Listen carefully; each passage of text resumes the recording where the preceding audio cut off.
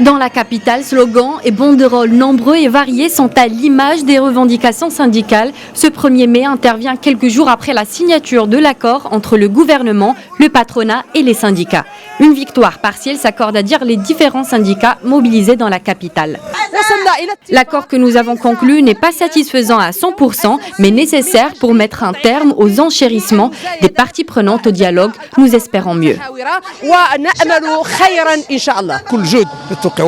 Nous avons accordé une importance particulière au projet de loi encadrant le travail, tel que le projet de loi sur le droit de grève. Nous veillons à ce que la loi promulguée garantisse l'organisation et l'application de ce droit par les travailleuses et les travailleurs.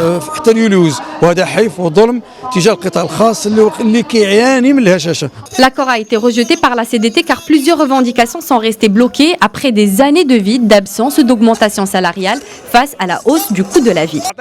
La Confédération a mis beaucoup d'efforts pour des dossiers importants, malheureusement rejetés par le gouvernement, tels que l'augmentation qui commence dès le 1er mai pour le secteur public. Le secteur privé ne sera augmenté qu'à partir du mois de juin. Nous considérons cela injuste, notamment à cause de la fragilité de ce secteur.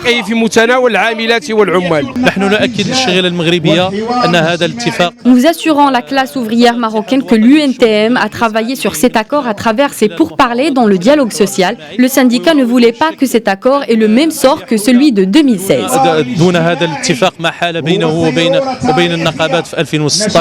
Autre volet de cette fête de travail, la protection des droits des étrangers au Maroc.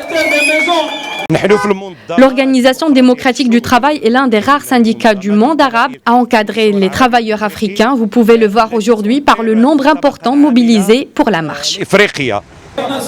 Lors de cette célébration du 1er mai, organisation et lutte ont été les principaux thèmes. Les différentes revendications sectorielles ont réaffirmé la poursuite de la mobilisation pour la défense des droits des travailleurs. Par conséquent,